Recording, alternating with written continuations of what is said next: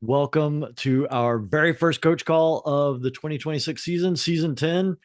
And it's been a busy summer. We've been doing a lot of stuff. If I can ask everyone to mute, that would be awesome. And hopefully you got to do some cool non-NICA mountain biking. Got to go out and ride somewhere new. Personally, I got to go out to Quebec, which was new to me, and did some excellent riding there. And if any of you have a chance to get to Quebec, the mountain biking is really awesome. All right. Kind of a brief little overview. We've got a little bit different look to our Coach Call agenda. And so I want to talk a little bit about that real briefly. So you'll notice there's these little drop downs. And I want to point out that the drop downs are set up so that you can choose multiple different things. So even if you are not able to make the call live, you can actually go in later on and say that you read the agenda. So you watch it on YouTube, you check out the agenda, you've read through the agenda. Like that way we know like you're still kind of keeping abreast of the information.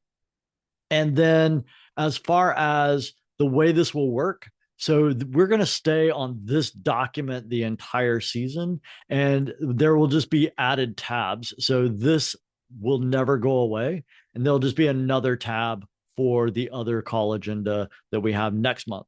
And then we'll just keep adding to it. So that way we've got kind of everything all in one place instead of having to look in a folder and all that good stuff. So this is just a little bit more streamlined way for us to make sure that you've got all the information that you need at your fingertips. Also, I'm adding kind of a coaching links page.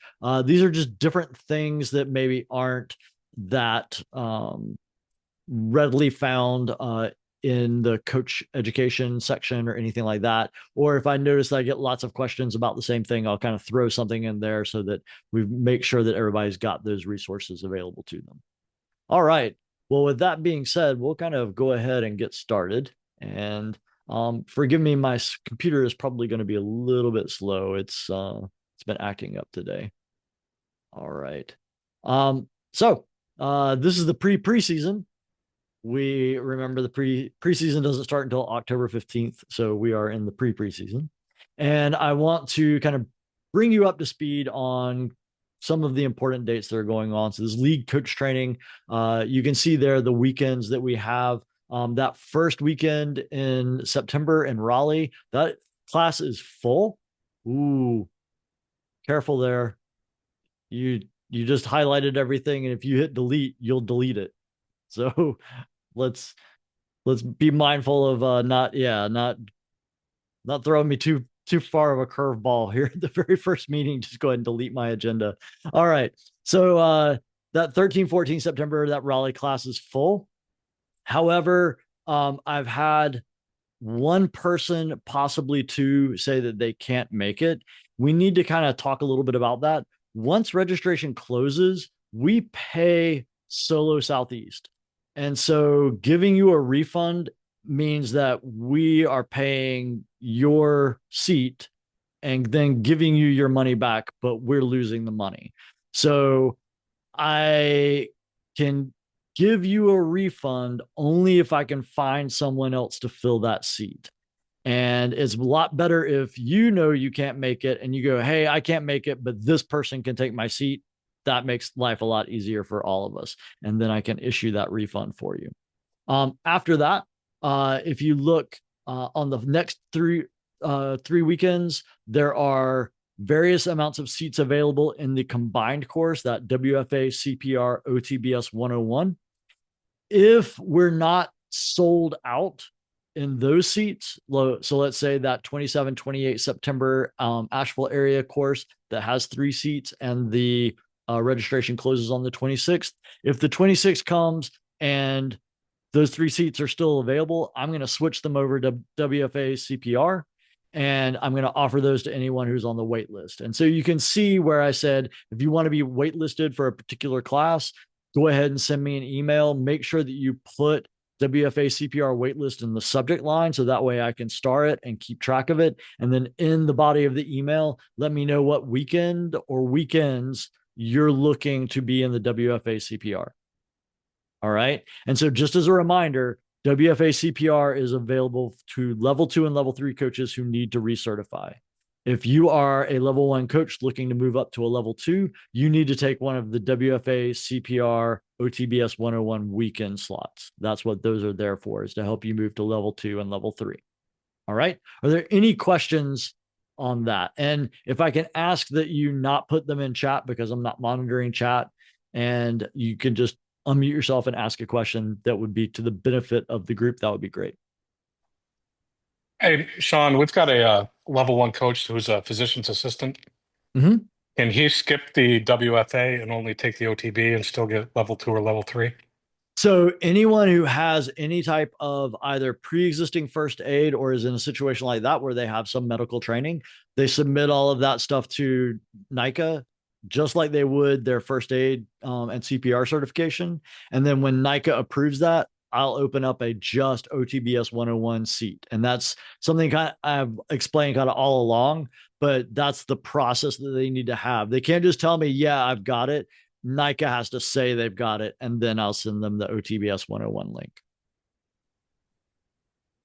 Hey, Sean, I have a similar question. I have out of clinical stuff, but I did trauma and CPR and all that stuff for years in healthcare. Does the history of it still count and I don't have to go through the stuff? No, you have to have some type of credential, and that credential has to expire in some way. So WFA CPR is, 2 years. And so it's that recertification cycle. And if there's anything questionable, you can always submit it to NICA and they will say yay or nay. They are the definitive answer for all of that. Other questions on these league trainings for WFA CPR and OTBS 101? Awesome. One quick question, if you don't mind, just to make sure I understand. I'm signed up for one of the Asheville classes, the weekends. That class will take care of the WFA, the CPR, everything, correct? You're signed up for the entire weekend, right? Correct. Okay. So there's the 8 hours of online that you need to do prior to. Yeah, I've already done all that. Excellent. All that. So then you show up Saturday, you do your in-person, that's your WFA. They'll do CPR that evening. Perfect. Those two certifications, they're going to give you the CPR. You're going to get a digital card that will come in the in your email, and they'll talk to you about what it's going to look like. And then the WFA, they'll give you a physical card. Take a picture of that physical WFA card, submit that to NICA. They'll give you your credit for that, and then submit that digital CPR card. They'll give you your credit for that. And then the OTBS 101, there is an online portion to that as well. That's in your coach training area of Pit Zone. Get already that done all out. that. Yep. Okay. And then the OTBS 101 in person, that happens on Sunday. And then when you do that, I'll actually submit that for credit for you for NICA. And then you're done. You've got those two things knocked out and you're good to go. All right, perfect. Thank you, sir. Yeah, no problem. Thanks a lot. And for those of you that are like, you're kind of fielding questions from coaches on your teams, or you have questions yourself, remember when you register for a course, it actually puts you on a team for that weekend in TeamSnap. So when you go into TeamSnap, you can change the team you're on. So like I'm on the Caldwell County Composite team in TeamSnap, but I'm also, if I go to change the team, I'll see the team of the weekend that I'm scheduled for my training. And then when I go to that, it'll have the event details. It'll have the Google Classroom code. It'll have the location for the Saturday and the Sunday. All that information is there. So anyone who's sort of wondering where their stuff is at, it's in TeamSnap. When you did that TeamSnap registration, it put you on that team for that event. I have a quick question, Sean. Okay. If we get on the wait list for WFA, but we don't find out till Friday, if we've had, I've had WFA now like 4 times now. Can I do the 8 hours of coursework after the class? Like, how's that work? So the registration closes 30 days prior to the course. You will not be registered the Friday before the course. That's not going to happen. Yeah. You'll have 28 and a half days, hopefully, to get that course done. Yeah. because they're very firm about that. It has to be done before Saturday. And so that's another thing to tell your coaches, like, don't wait until Friday before. You're not going to get it done. It is a lot of work. It's 8 hours of coursework. All right. Anything else? Cool. League Summit. So the dates for League Summit are going to be October 18th and 19th. That's going to be at Camp Greer in Old Fort. They are hosting us. They hosted us last year for the coach retreat right after Hurricane Helene. They were really welcoming in spite of everything that had happened. And so we wanted to return back for our coach retreat. That allows us to keep the prices really low and give a lot of different lodging options because Old Fort has that lodging. So get in there. There's a lot of different options for you to choose from for lodging. And even if you're just going for the day and going back home and coming back the next day, you can choose an option with no lodging at all. So all of that is there, and you're able to go ahead and register for all of that. And that's all done through TeamSnap as well. Now, the thing to remember is that our League Summit does not cover that Leaders Summit requirement for level 3 coach licensure. So right after this, you can see that we've got the registration information for the online Leaders Summit. And there's several different weeks that they hold that. And these are all online. They're like 1 hour Zoom meetings, 5 nights or 5 days. It just depends on sort of the hour. In a row. And so you don't have to take all of them in one shot. You can mix and match. Just make sure that you're registering for the 5 different ones over the course of whatever time span you're looking to do it. So questions about League Summit or the online Leader Summit? I've got a question if no one else does. Do you just could you run over I'm looking at the Canva flyer. It says league and team expansion for Saturday, trailhead application, and riding booth afternoons. Can you kind of do a 2-second, or I mean, it's you're talking about the online the League Summit. So yeah, that's just some of the things that we're planning for doing at the League Summit. So the League Summit will give you a bunch of CEUs. Like, that's the big thing. So if you're a level 2 or a level 3 coach, you have to be earning those CEUs. And so we present a lot of different things, and you get CEUs for all of that. And plus we build in ride time because, you know, who wants to go to a mountain bike destination and then just sit in a room and talk about mountain biking all day? Like, we want to be able to get out and go on our bikes. So we do include that as well. Okay. All right. Real quick, sorry, are you allowed to go for one day? Allowed to go for one day? I mean, for the League Summit? You can register and then, you know, just not come the next day. Yeah. Okay. And still get CEUs? You'll get CEUs for the day that you attend. Yeah. Okay. Cool. Thanks, Sean. Yeah, no problem. All right. Any other questions about League Summit or the online Leaders Summit? All right. So that gets us kind of into the heart of things. So we got some key dates coming up. So coach registration Pit Zone is going to open up on September 2nd. And that will go along with the opening of team registration. So head coaches, team directors, like, you know, like when you get in there to start doing your coach registration, you're also registering your team kind of at the same time. So those 2 dates are the key ones to remember. And then remember that each team, not just new teams, but every team, whether you're new or returning, you need to submit a team proposal. And that's for us to review before we kind of make you certified in Pit Zone and authorized to conduct team activities. I've streamlined this proposal form for you so that if you are a returning team, you're not having to answer some of the questions that just weren't really relevant to you, like what's your coaching philosophy and things like that. Like, it was more tried to divide it up between new team and returning teams so that there was a little bit more relevance for what we were looking for. One of the things that I do want to bring to your attention, though, is there is new NICA language around different types of teams. So there's still the composite team structure, And then there's also several different levels of or layers of what we call school aligned teams. So there is a school aligned team, which is a team that uses the boundary of a school as an organizing boundary for the team. It is not associated with the team in any way. So, for instance, High Brighton High School is here in Lenoir. I could start the High Brighton team, and then the colors for High Brighton High School are red and black. I could be red and black, and the mascot is a panther, and we could be a Black Panther or a Wildcat or whatever, just something adjacent. And that kind of organizes that team around the school. And then I'm only drawing kids who are attending that school. Like that's sort of how I align that school's boundary or that team's boundary. Then there is a school club team. So the school recognizes mountain biking as a club. And then, kind of whatever you need to do that, which is typically like a faculty sponsor.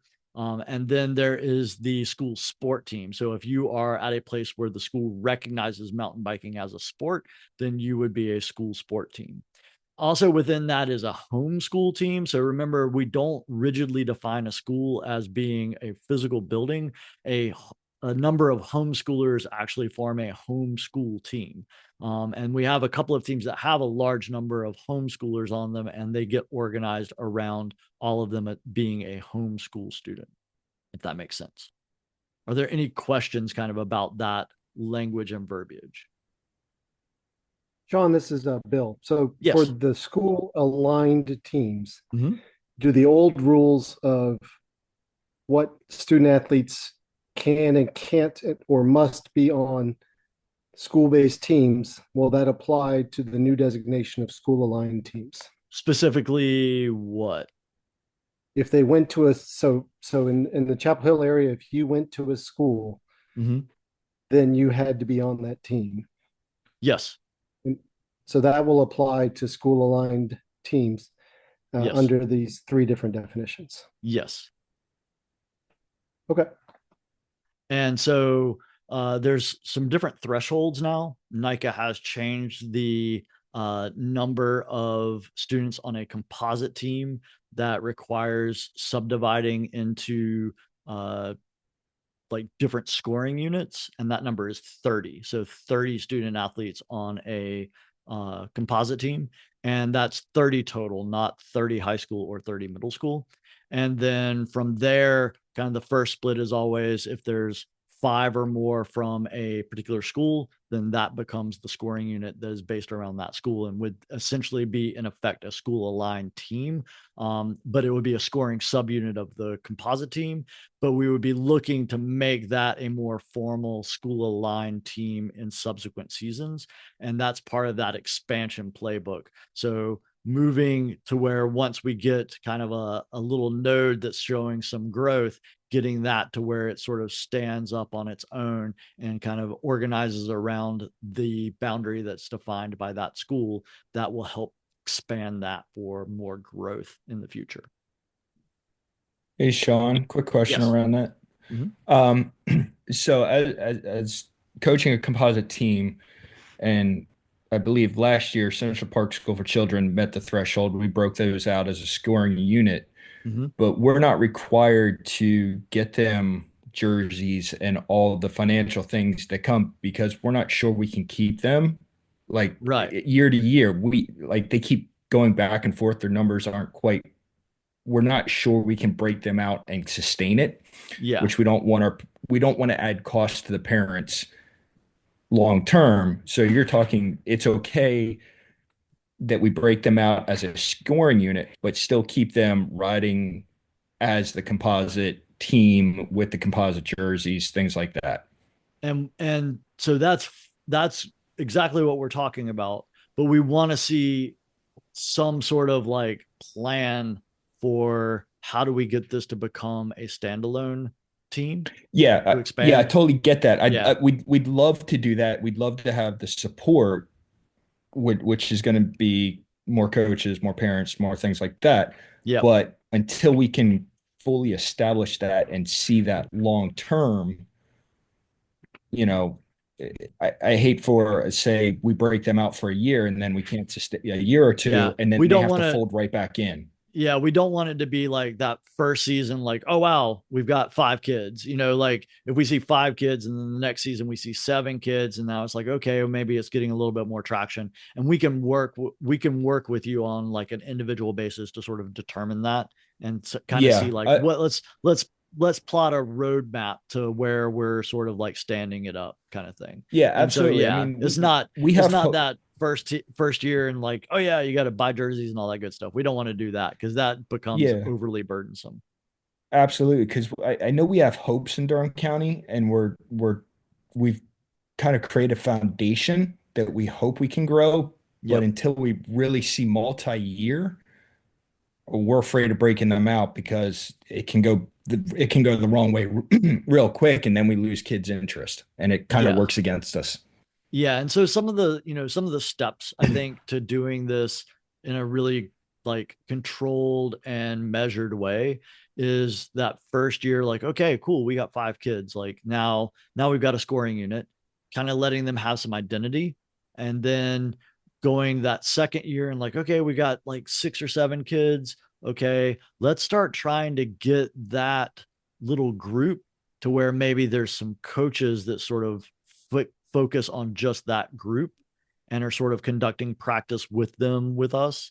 And then the next season, like, okay, well, let's talk about like where would it make sense for that team to have a practice, because it might not necessarily be where the whole composite team has a practice, depending upon what your geography is like. And especially with some of these urban counties where it can be a 40-minute drive just to go from one side of town to the other, and you're talking about people in different suburbs and things like that trying to all converge in one place. That can be kind of burdensome. We don't want to see a team not make because they're all having to travel to a centralized place, but we're also not going to see teams get split out prematurely and then wither and die because there's just not enough people. So it's definitely something we've got to just work with you on and make sure that we're doing what's appropriate in your situation for what you've got going on your team. Yeah, absolutely. And that's one, again, not to take up time, but that's one of the things we're looking at is splitting out more name only as we're trying to grow, because we do all practice a lot in the same areas. We have limited practice places here in Durham County. We practice, we invade Chapel Hill a lot. So just making sure we have the support and understand that we are trying to grow, but we are trying to sustain and have kids, not just break them off and say, here you go, you're on your own. That there is that greater support from the composite team and their friends and the groups that they want to ride with. Absolutely. And I guess my question is, how does this desire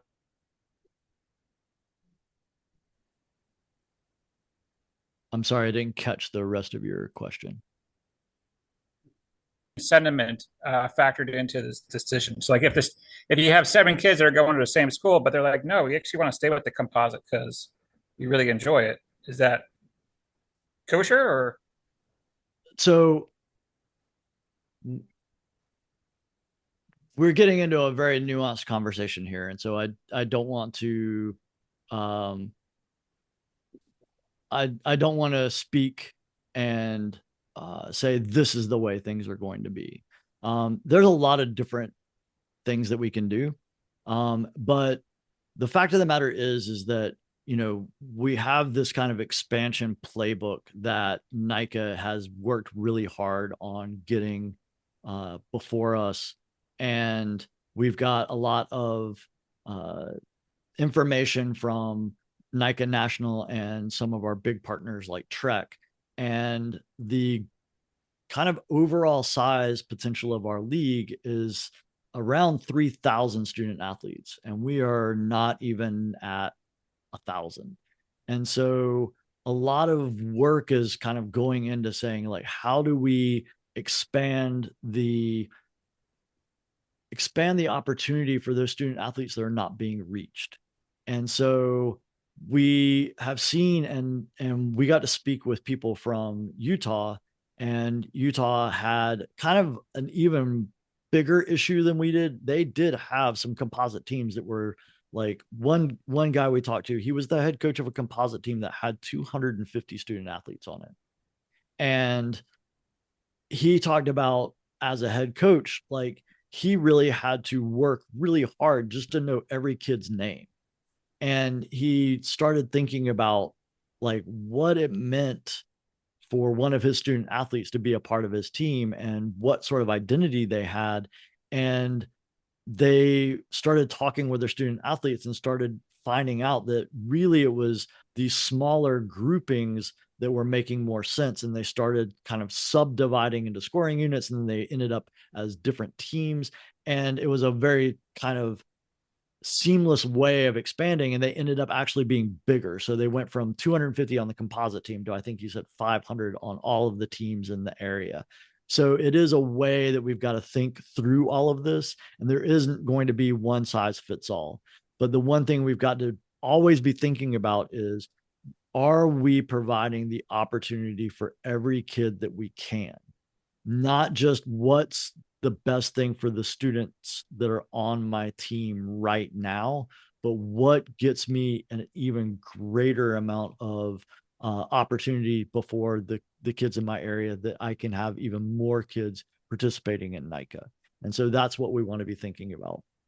We'll talk more about this as we go through, but I want you thinking through, especially head coaches, as you put your team proposals together, you're really kind of thinking through kind of where you're at and maybe where we're going to be going. And then we'll be following up with you on that. If that makes sense. Yeah, again, your example sounds really nice, and it sounds like it was done organically on the team level, which is really what I think is really good when it's done on the team level and not coming down from above saying you need to break up. Well, I mean, that's I guess my concern is that we have these rules and we've had these rules, and last year, if you were a part of the last coaches call, there was a lot of kind of heated discussion about the rule that limited composite teams to 12 student athletes.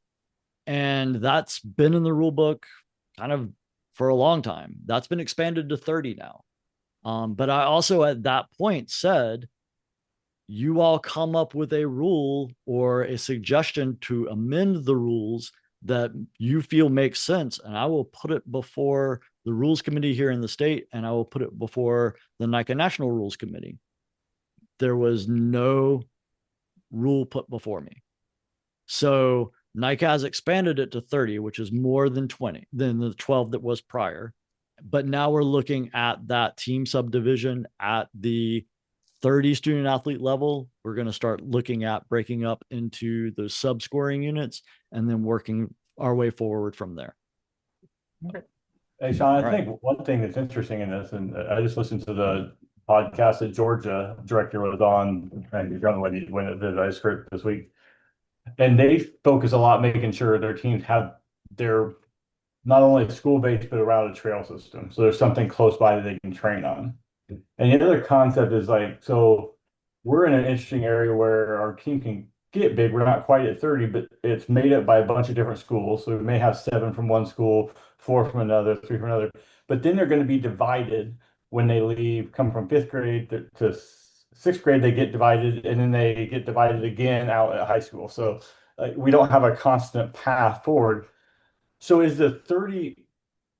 could that be amended to be, if we take 30 to a race, the scoring teams are looked at, rather than like we have a group of kids that love riding together in a neighborhood, even though they may go to be made up of one primary school with a bunch of other feeder schools, as long as they can still be in the composite team together, but the scoring unit at the races, I mean, we're not taking 30 kids to the race to score, to be there. So is there anything like that could be broken down to not put the pressure on the coaches to feel like your team is going to get blown up? Well, first off, we need to not say blown up. There has been so much negativity around this, and we've got to change that we've got to change that mindset. You're looking to expand the opportunities in your area. So I want to address a couple of things that you said. So first thing, let's just be clear. Georgia is not a part of NICA. Georgia split off from NICA about 5 years ago. So they're no longer, they don't really follow anything other than what they decide. The other is that when we look at fifth grade, so fifth grade are always going to feed into the feeder school. So that middle school will house those fifth graders for now, until we expand to where we're covering all of elementary school. But for now, fifth graders ride with the middle school that they will attend, if that makes sense. So that kind of helps you get that pathway. And so that gives you 4 years of a middle school pathway, and then 4 years of high school from 9th to 12th grade. So that gives you 4 and 4 with the inclusion of fifth grade. And then from there, it's like I said, we're trying to be as individualized as we can. But we've had a lot of pushback, and we see stagnation in the league. And so this is the thing that NICA has been telling us needs to be a part of our plan to expand the opportunities in the state and to reach that 3,000 student athlete goal that's been set for us. And so we've got to all work together on this and stop using terms like blowing up a team, splitting up a team, all those sorts of things. That's your influence as a coach is never neutral. So if you are telling your student athletes about the team getting blown up, they're going to have a negative idea about it because you've projected that negative idea. So we need to really change our mindset so that we can all achieve this goal, and the goal that we all have had from the very beginning, which is more kids on bikes. Now, as far as doing subdivisions by race, we can't do that. The system just will not function that way, and the amount of work required to do that won't function. So we just do the subdivisions based on the criteria that is in the NICA handbook. First is kids that attend the same school. If there's 5 or more, that's a scoring subdivision. And then others have to be based on some sort of geographic division, and it can't have anything to do with ability, experience, or willingness to race. It just has to be, here's how I subdivide everybody on my team based on geographic region or some other criteria. All right. Hey, Sean, question Yes. for you about the coaching element of that, right? If you're talking about a composite team and, you're thinking through the idea of making smaller teams, coaching's a concern, right? I mean, to be a head coach, you have to be a level 3 and not for a new team. Not for a new team. Okay. Well, Nope. But you do have to have the person that's got the time, effort, and energy to commit to that. And that's not a small undertaking, right? So how have the other, when the divisions happen, how has that worked for some of the other leagues? So I see some teams will actually keep all the same head coach. And I think that works for a certain number of seasons, but you really want to start letting those teams kind of stand on their own. And that has to do with that succession planning. We talk about that in the team proposal whenever we're talking about, a returning team, like what's your succession plan? And so that succession planning, part of that should figure in is like, expanding. Here's a person that's going to be, able to be a head coach. Here's another person who would be able to be a head coach, and really looking at who's going to pick this up and take it further for you. So who picks up the ball and runs further down the field with it, or who, is able to take it and make it even bigger and more expansive and cover more kids in your area by helping create as many teams as possible. So these are the things that we're looking at. Sure. And that makes really, sorry. I mean, that makes sense. I think, when you talk about succession planning and we talk about that on our team, that's the biggest challenge, is that there's not enough resources to be able to make that type of situation work. Just, from being able to transport things to races, to having people available to host practices, and that's where the logistics seem to kind of break down, for us, at least in that concept. So again, just asking you about that to hear maybe some success stories from others that have done it well, because I think that's a big challenge for our team.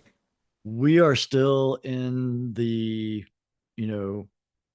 getting it done phase, kind of. And one of the things too, like whenever I talk with, because I've had multiple conversations with people who are starting new teams, and this was a conversation that we had at the NICA National Summit 2 summers ago. And they were literally like, they had a big room of us and gave us all whiteboards, and they were like, write down the things that you need to start a team. And everybody's furiously writing all of this stuff. And I wrote a kid and an adult, and that's all you need. And I think sometimes because we've been doing it a long time, we think about all the things that we are now doing. But when we got started, we really didn't have all of these things in place. And the complications do come, but they come later. And so, projecting that idea of like any of us can do this, that really helps. And whenever I have these conversations with new parents who reach out, there's no team in their area, they're trying to figure out they can ride with a team that's like 2 counties over. And I'm like, you can start a team. And then I have a conversation with them. And I tell them all the things that they need to do. And it's not that much. It's not that hard. And that ability to start a new team and be a level 1 for that first year, it's an easy lift. And you just kind of go from there. And this is where, if I'm becoming the coach of a team of 40, that's going to be a big lift. But if I'm becoming the coach of 5, that's not as hard of a lift. So there's, this scaling issue. When we break it down a little bit easier, it becomes a little bit easier for people too. So keep that in mind as well. All right, Matt, you've had your hand up. I just wanted to kind of chime in with kind of the results of our process we're going into the 10th year. We start out with 9 kids as a composite. We've got 39 kids. We've got 4 to 5 schools and a composite team. We've split them all up into scoring units. We have a culture where everybody practices together. Everybody's part of the composite team. We're all one team in Cabarrus County, and that's really resonated, and it's created consistency. We don't split the kids up like, you guys go over here, you guys go over there. It's like, okay, we're all together in this. And when it comes to race day, you might have a different designation next to your name, or, next to your friend's name, they'll have something different. But as far as, it's a united front. We're all under the same tents. We all have the same culture, and it's worked really well for us. And it's been kind of like, if you build it, they will come. We've got incredible numbers of parents that, well, compared to where we started, that have volunteered. We have succession planning going on. It's just kind of starting to work out. When you start to build the numbers up, it just starts to spread, and it's not as onerous as people think it is once you start getting the process. And as long as you don't create a hard line or delineation between the kids and just say, hey, we're all in this together, that creates a comfort level. And there is no animosity like between schools, or he's over here, they're over there, that kind of thing. We're all on the same trails at the same time together. We look at the scoreboards at the end of the race, is like, oh, well, this team did this team did that. That's cool. Let's go practice next week together. So that's my 2 cents. Awesome. Thank you for sharing that, Matt. All right. So that gets us through coach and team registration. And then remember that student athlete registration begins on October 1st. You can start registering your student athletes, sending them invites. A couple of things that I want to point out and remind team directors of. If a student athlete was on a middle school team and they are moving to a different high school team, do not send them a new invitation. Let me know and I will move their profile to your team. So if you've got student athletes that are coming from another team, I'll move their profile over for you. If you accidentally inactivate a kid, let me know. I'll reactivate them. It's not that big of an issue. Just let me know who they are and I can reactivate them for you. If you have somebody who's been deactivated and they're returning after a couple of seasons away, let me know. I'll reactivate them. So the hard and fast rule is if a student athlete has ever been involved in NICA or a coach has ever been involved in NICA, don't send them a new invitation. Contact me and then I will either get their profile moved over from another state, which I've done before, or reactivate their profile from within the league or move them from the team that they were on last season to the team they're on this season. Any questions about that? All right. October 15th is when preseason begins. You can have up to 6 preseason events. There is the requirement for you to have that preseason activity approval form submitted and your activities get approved prior to you having them. So don't like send us the preseason approval form Friday and you're doing a ride on Saturday. Send it in plenty of time so that we can approve it. If we do a Zoom call, do we need to get that approved?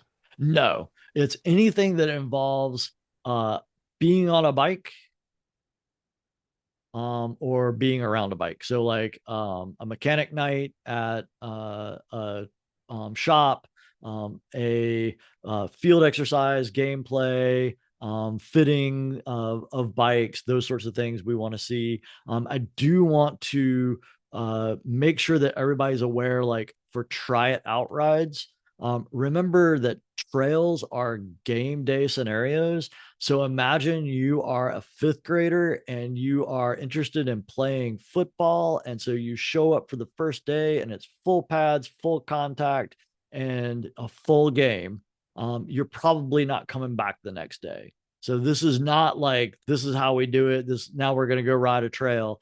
It really is like, gear towards your audience. Make sure that you're doing plenty of stuff in a field, do lots of field exercises, really see those kids that are coming out to see what it's like to be on a mountain bike team so that you're giving them a good experience and not a negative experience.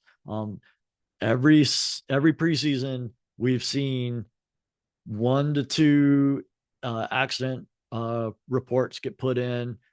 Riding on trail, went over bars, broke wrist. Like, let's not have any injuries. Like, this is preseason. We don't want them to be broken before we even get to start doing anything fun. All right. Yeah. Bill Barry. It's a tough question, but with an out at the end. So with the change in the fee structure to 420, do we anticipate there being a drop off in folks registering for the league who are less interested in racing? And has that been considered in part of this thought process of changing to this different fee structure? And then the out for you is, can you remind me how many, if you sign the waiver for try it out, how many rides that gives you, which will hopefully give a little bit more chance to get experience before making a bigger decision? It's not a one-time waiver anymore. I don't quote me on this. I'll follow up. It's at least 2, and I think maybe 3. It's 3. Okay. Thank you. The all-knowing voice. Student athlete only. Coaches are still 1, or adults are still 1. Yeah. And do you see that as a way of mitigating what might be now a higher bar to getting people to join the league? Yes.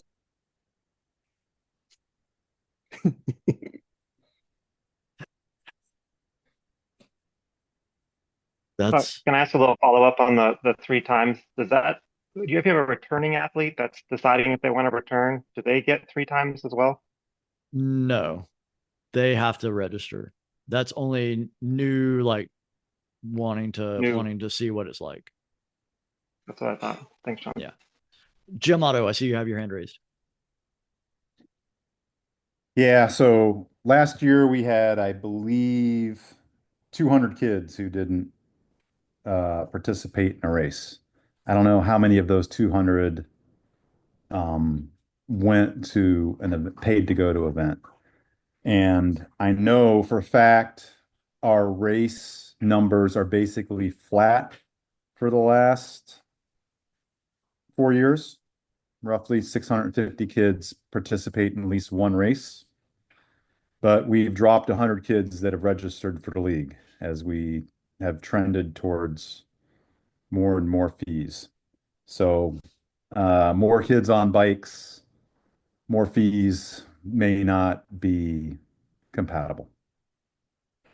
So you may be dropping the number of kids that register to participate in NICA by increasing fees like this. So just want to say. All right. So since we're all NICA, like we're all in the league in C NICA, like that's a we, instead of a you. This is kind of, we're all in this together. And so we will see what will happen from this. The idea of this and going to conferences, it is intended for us to expand and get more kids on bikes. So I guess, is there a backup plan? Like if you guys see like if by the mid-October registrations aren't where they've been in the past, will this decision be revisited, or is it like we're doing this year, we're committed, we won't revisit it? We're doing this year. Yep, this is what we are doing this season. Question. Yes, Abby. How do we compare to other leagues in cost? Are they as the whole all NICA doing this across the country, like the one single fee? There are other leagues that do a single fee. It's becoming more the norm. That's the trend, is to go more the norm, because it's more in line with other youth sports. Like when you join youth soccer, you don't join the league and then pay per game. It's a one fee to cover everything kind of thing. And then so one other this question is the trend. Yes. When will the race schedule with locations be out? I know you guys are probably still working on it, but I'm just wondering, because that's definitely going to have a you're effect on our kids. I'm going to hit that at the end of the meeting. So stay tuned. All right. In addition to the preseason, you can see the category placement tables. We're not taking any petition requests now. So one of the things, if you have student athletes who are going to be participating in the Eastern Regionals, they will participate in the category that they're placed in according to the CPT as it stands, without any petitions considered. There's no way for us to consider petitions ahead of Eastern Regionals kind of thing. So they'll participate in the category that they're placed in now. And Jim and Phil have done a great job of really kind of honing in on a great way of doing these category placements, and it's really resulted in a lot less category petitions. So it seems like it's really kind of working out well. And I know Phil, if I had an extra 45 minutes, I would let you explain how your spreadsheet works. It breaks my brain every time you do it, but it's a lot. And so a lot of work has gone into this from Jim and Phil. And so we really appreciate that. But you can look at where your student athletes are placed in there. Robbie, how are you doing? Hey, Sean. I have a question, and this may be a one-on-one offline. We at Asheville School, we covered race registration for our student athletes last year. It didn't look like that was an option to have like two different entities pay the student athlete fees. Would that be something that we could implement, so that say the student athlete pays some and then we as the school pay some of their total fee? Robbie, send me an email. This is Brian. Just send me an email. I think those things are possible on the accounting side. Okay. Sounds good. Thanks. Excellent.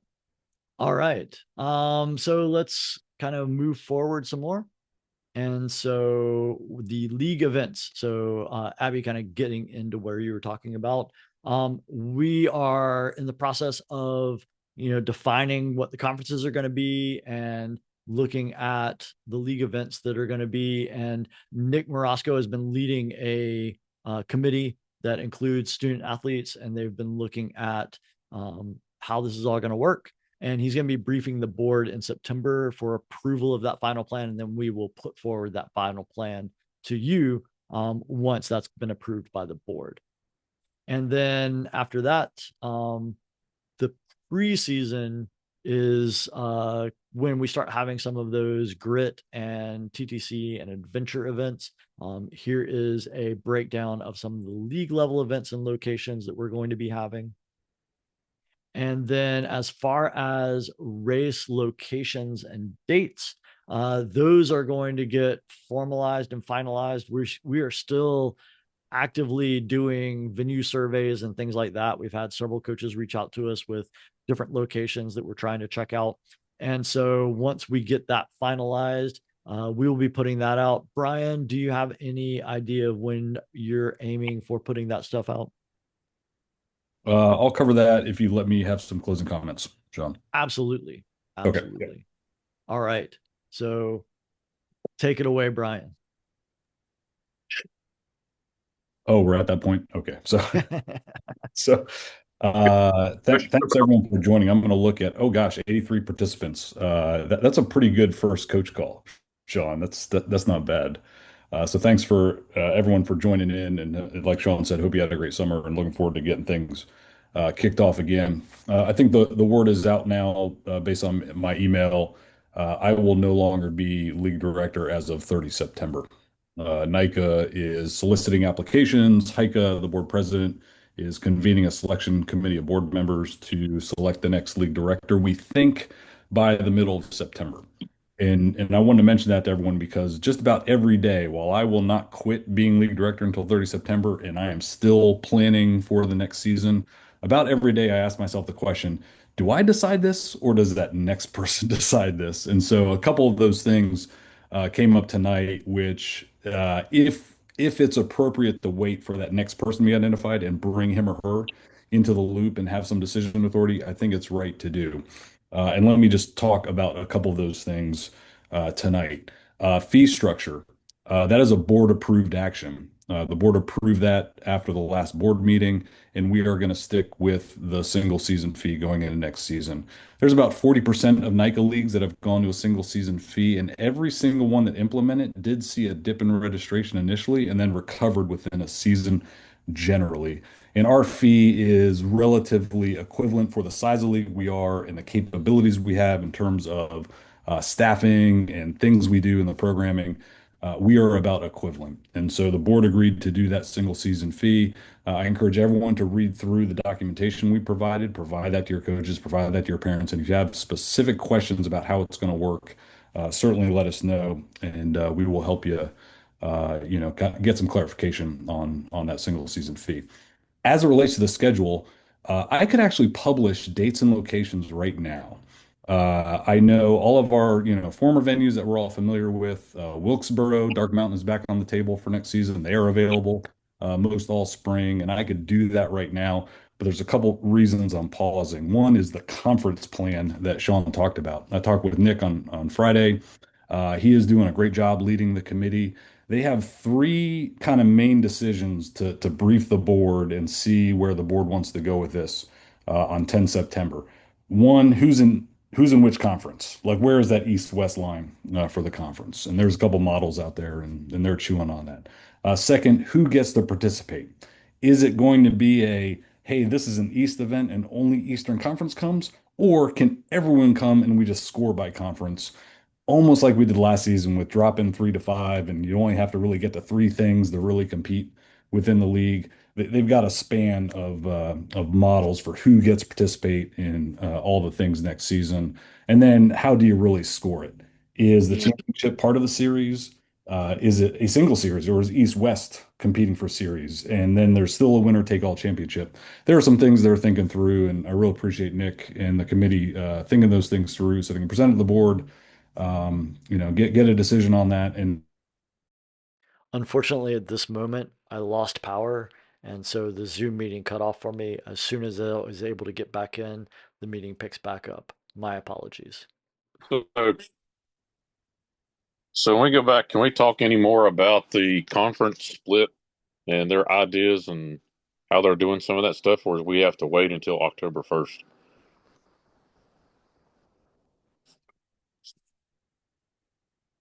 Ben, I think we'll know more after the board meeting on 10 September, once Nick presents his findings to the board. Okay. Can we propose questions for them to answer to the league at some point, or is that too early?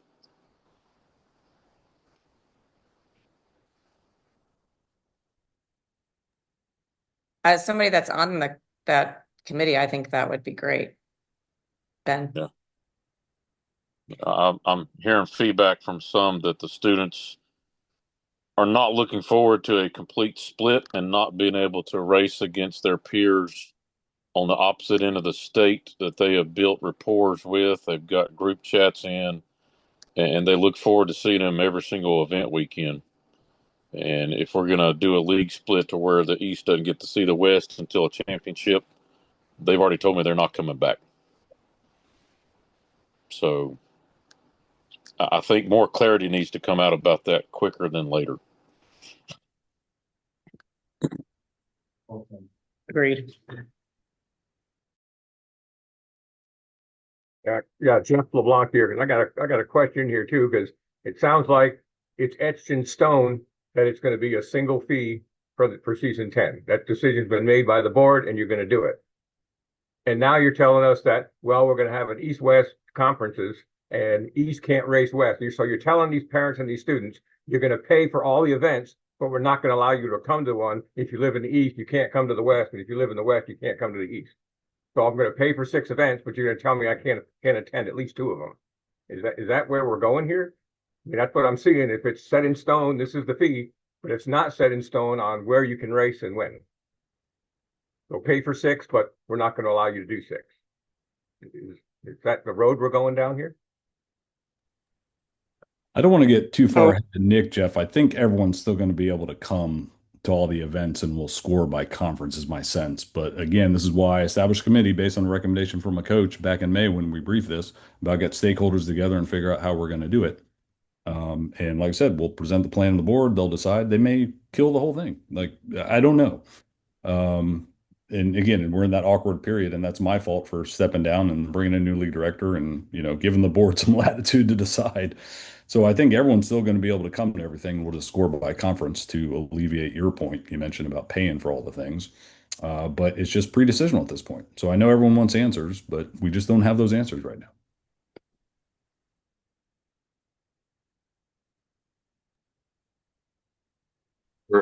Can I add maybe just a couple like my 2 cents from as a business owner and thinking about the single fee? Maybe it'll help, and maybe Brian, you can comment. But when I see a single fee, I see overhead and expenses that aren't being met by the signups. So whether that single fee is going to be too much for our parents, our students, whatever, we have to support the league and making sure that they can fund the league financially or the whole thing falls apart. So if the 420 is the goal, then we may have to run GoFundMe's or some other version of fundraising for our team. But Brian, you can back me up here, but I guess what I'm saying is, like, are we pushed against the wall here financially from a bookkeeping perspective of, if we're not hitting this, the league is not going to be financially successful and able to keep moving forward?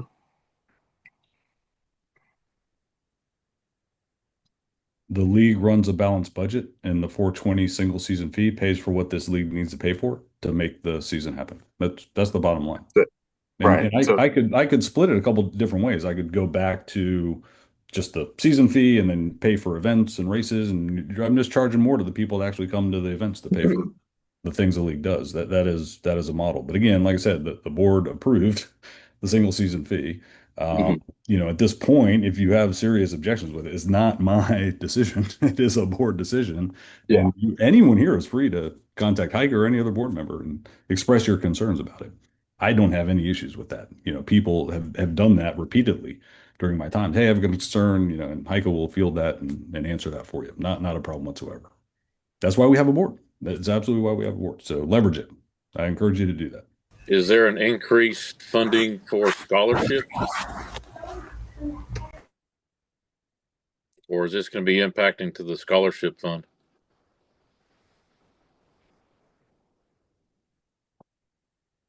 There's a breakdown on the PowerPoint presentation that is linked in the agenda. Okay.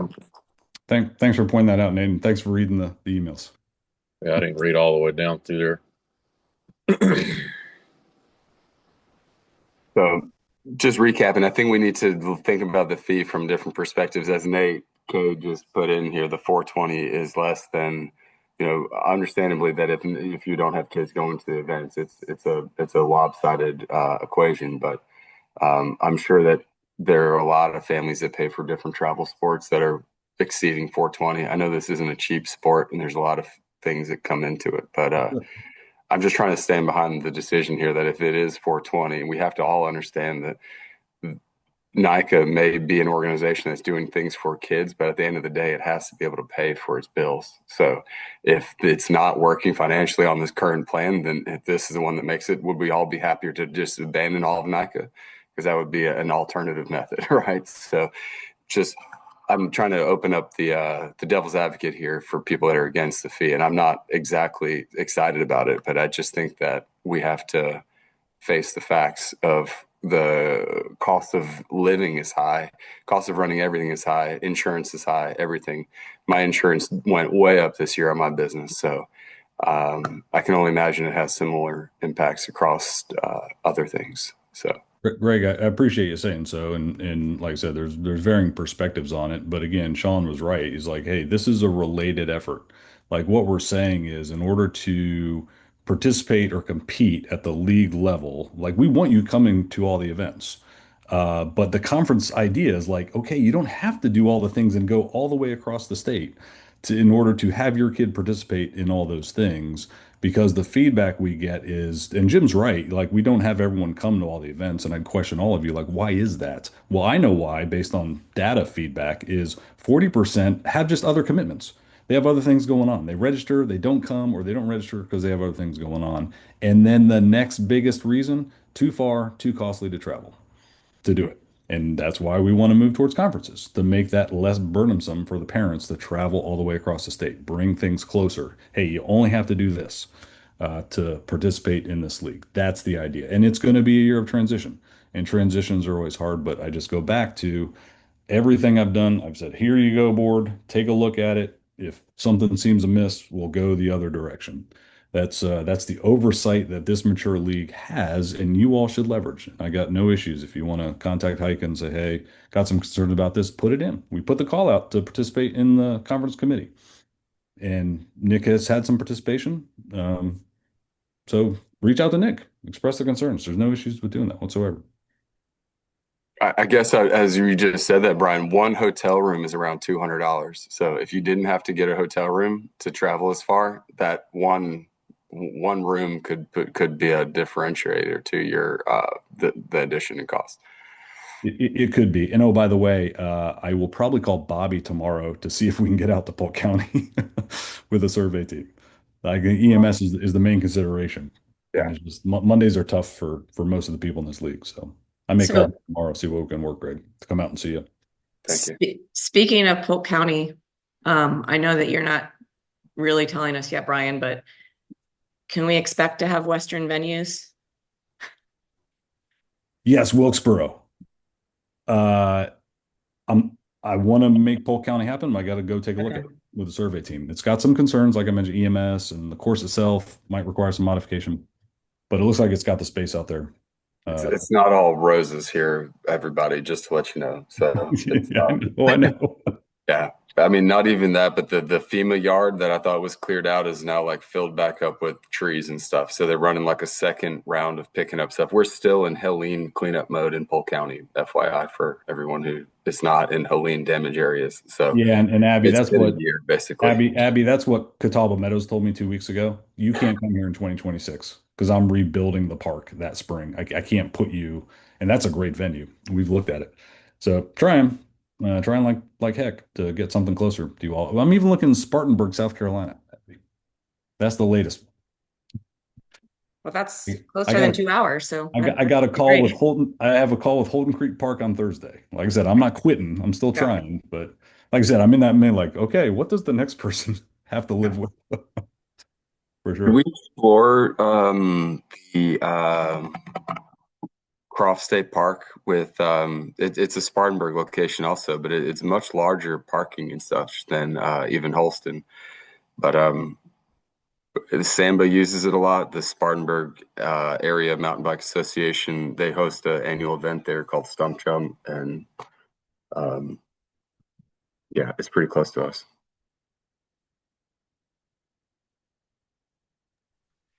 So last year at the events, I think it was around, we had about 500 kids participating in each of the events. With this move to the conferences, what is the expected size of the events for the individual conferences, the two conferences? Is it supposed to be smaller? Is that the Assumption is 500 per event. But that's what we had last year for everybody.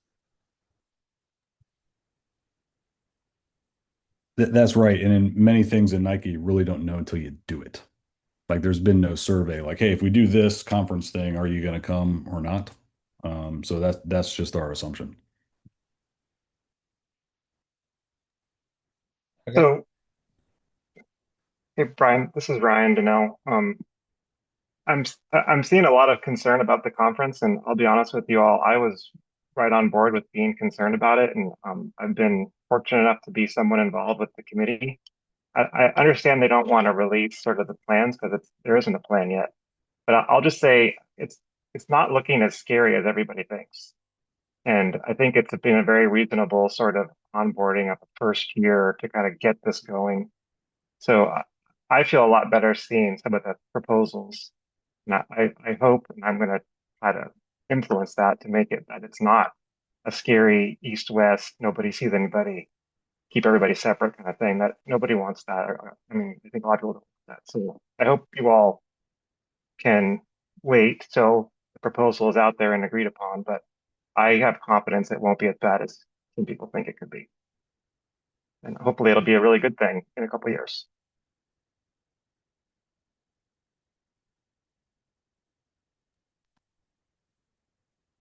Okay, so I just got a text from Sean that like his power died. Like the person running this meeting is like not even on the meeting anymore. I'm back. So I'm back. I'm gonna say, oh, you're back. Okay, all right. I'm back. Thank goodness. Hey, Sean, like, hey, it was great. It was a great call. A great meeting. I missed it big chunks.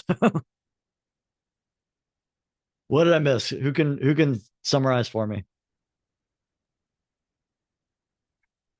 Concerns about single season fee, valid. Concerns about conference structure because we don't know it yet, valid because we haven't presented those details. I would just beg everyone's patience, let the board happen.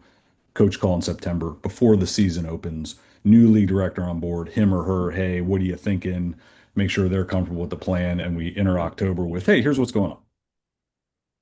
Awesome. That sounds good. All right. Is there anything else that anyone wants to discuss with all of that in mind?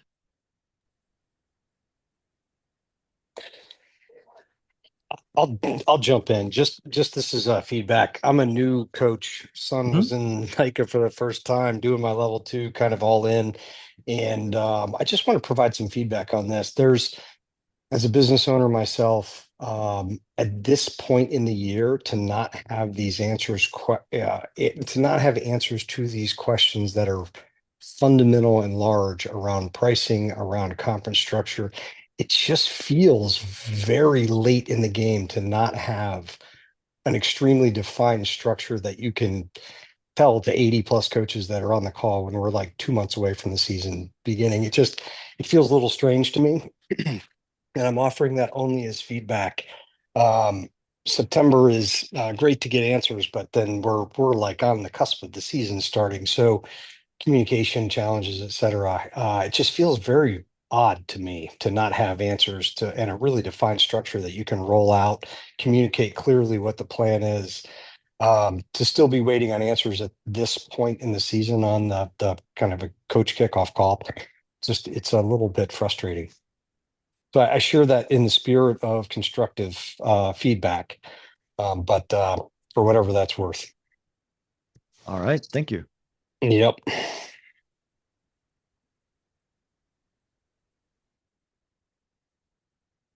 All right. I don't know how much of this got recorded.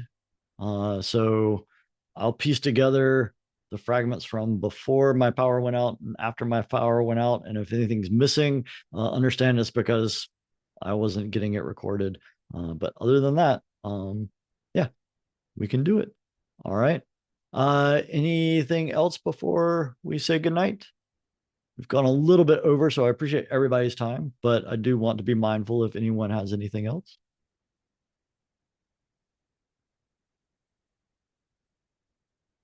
All right.